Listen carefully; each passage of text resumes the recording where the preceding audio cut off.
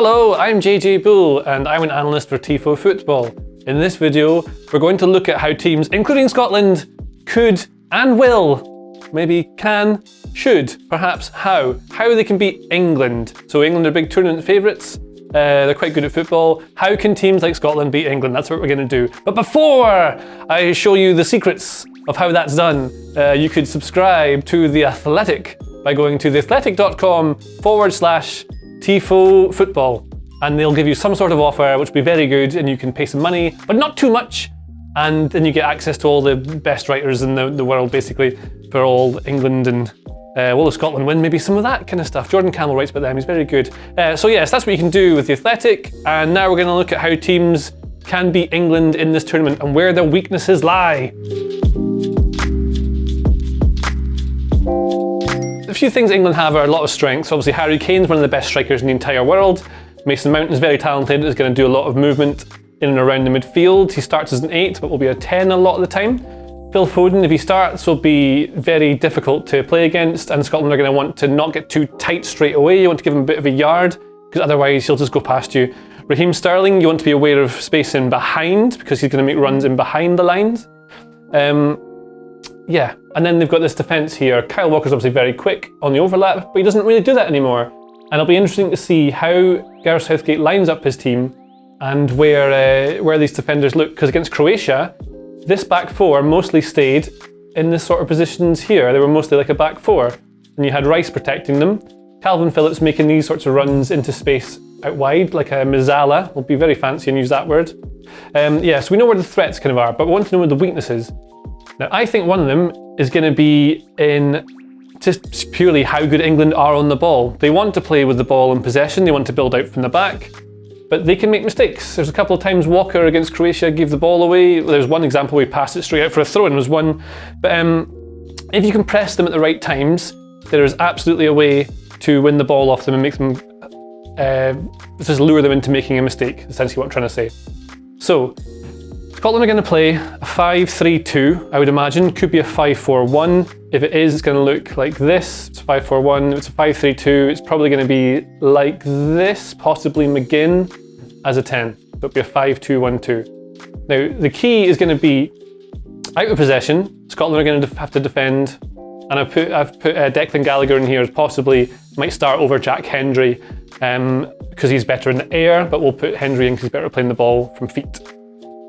So against England, you're going to want to make sure that you deny them a lot of space and can break easily. You can get Ryan Christie close to Declan Rice to try and make sure he's not got time and space, because often he'll sit deep and try and dictate play. But you can pretty much show England where you want them to go with the ball and just wait for them to make a mistake. If Walker's here, into Phillips, maybe into Foden, there's going to be a way, if you can time it right, to steal the ball from them. But the most important thing is to just block space. Just make it really compact. Don't give them any space in between the lines. Sterling's going to want to make these runs in behind, and they're going to try and find them with crossfield balls like that. But you want to squash them. If you squash them and frustrate them, the biggest threat, which is Harry Kane, we'll tap him here, he's going to start looking for the ball and dropping deep. Once that happens, the threat is going to be from Foden if he plays, and Sterling if he plays. Could be Grealish or something like that. Now, they're going to try and make these runs in behind. I think Scotland, if they can go man-to-man, as in like a man-marking system, so every single player has someone else to take care of, they can mostly follow this. Sterling's going to make runs in behind, you play him offside, or you just block him. Foden's going to make runs in behind here. Yeah, they will have this central point here, this little circle. And that's where Kane's normally going to be. He'll drop deep here. And then that's him suddenly really out of the game. Of course, he can then play these sort of beautiful balls over the top for Foden or for Sterling that they can run onto, but that's going to be where the line just drops deeper and you frustrate England. You just want to block them, frustrate them, and make them try and make some of these passes that they think they can make, but sometimes don't do very well. If you remember England in the World Cup in 2018, coming to this, they basically cornered their way to the semi-finals of that World Cup. They weren't that good. They just won through set pieces, penalties. That's what you can do if you block the space and deny them. It forces them to think. And because Southgate doesn't set them up very attacking, it means that the defence largely stays back rather than pushing forward. And that comes to another point. Kieran Trippier is probably going to play. He's a right-footed left-back. Now, if you can break and and get someone like McTominay. This is one of the things we'll come to, O'Donnell, whether he plays or not. So if you can then break, and you have, actually, we'll put Ryan Christie, if he can get on here. In this sort of position here, it's 1v1, you can probably go past him because Christie's left-footed, Trippier, you step onto him. If you have O'Donnell versus Trippier, in fact, let's take O'Donnell off. If you go bold and play James Forrest, probably later in the game, this is where Trippier's in a bit of trouble because his stronger foot is his right, so Forrest can take him and take him on the outside. Naturally, he wants to step in with his right. His weaker left is going to be a bit more difficult. Not saying he can't stop you in his left, because he's a professional footballer, he plays for Atletico Madrid. He's quite good, he can stop you. But that's what you want to do, because right footers are better at stopping players coming in off the right. So if, we'll come to Ryan Christie, left-footed. If Trippier's defending this area here, Trippier's going to be very good at denying this sort of run from wing to inside.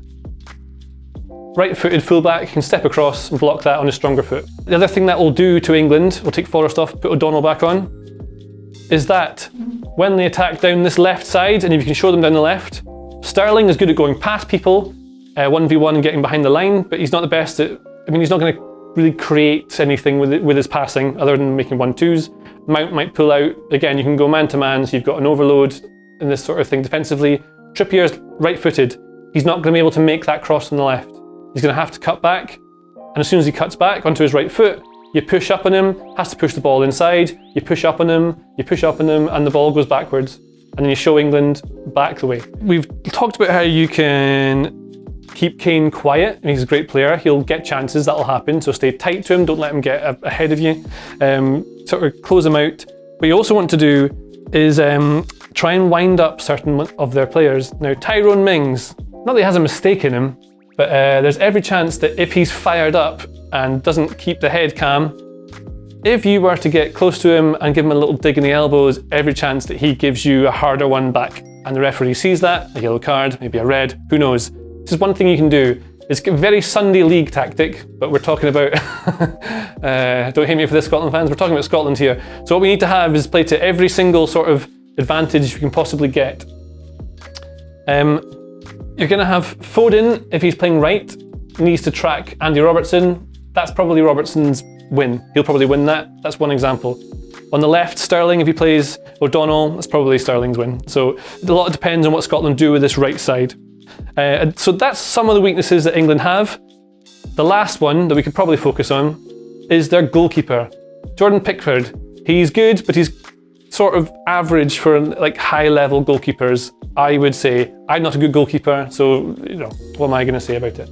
But I am saying that he's not good.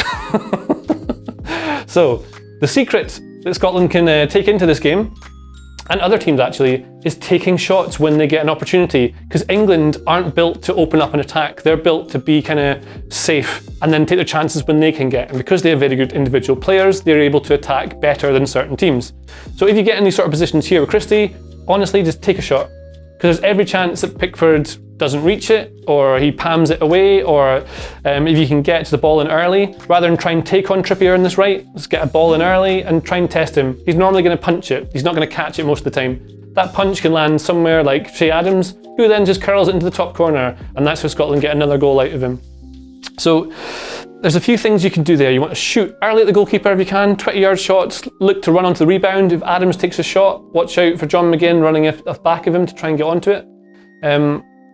And you also want to make sure that you're taking on Trippier probably earlier if you're playing with O'Donnell, because he's not going to go past him. If you want to come inside, you've got different options with Christie and McGinn and McTominay in behind the midfield.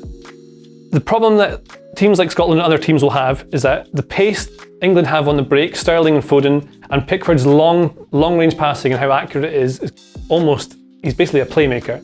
So if you press them and force them back a little bit, the ball will go to Pickford and he'll go over the top. So the back line can't push up as high as you maybe want to, because if you're playing, Jack Hendry is not going to be able to beat Raheem Sterling for pace. So that's actually a chance for England over the top. That's something they'll look to do. But if you can sort of not engage immediately, let England start to build. So you come to Stones here, Walker's out here. And as soon as they come to this sort of situation here, that's when you start to show the ball where you want it. So Scotland, for example, will press in this sort of 5-1-2-2 kind of shape. The ball goes out to Walker here, and then you want to stay tight to Foden here. McGinn's going to be tight to Phillips here. Adams can largely show or block this pass back into Stones, but he can also just get close enough to Walker and cause him to panic. Walker then is either to hit it long, and then it's a 1v1 with Tierney and Foden, which he can take care of, or you'll put it back. And then again, once it goes back, normally you'd all step forward to try and squash the space. That's what you generally try and do. But that's the thing you got to watch out for with England, is if you press them up like this and you start to squeeze them, that ball goes to Pickford and he's going to launch one over the top with these guys here. But if you can get it, so the key is to not engage them immediately. Your line, rather than being this first line up here, you engage a little bit deeper. You don't have too high a line, and you just watch what they're doing, because they're rarely going to play long. If you do, you can take them on in the air, and then you let them play out from the back a little bit, and then you engage. And once you engage there, you can force them into a little cul-de-sac or an area they don't want to be in, and you can try and win the ball. And as soon as you get there, like press aggressively, go for it, push them really hard. They'll make a mistake, they'll do it. It's a thing they do, and then you can get the ball off them and score. And God, that would be nice. There's a way to do it, and if Scotland can do that in their game they're going to play, and other teams do that, there's every chance that they can get goals out of England, who are set up quite conservatively, more than you might think a team with so many good individuals would be.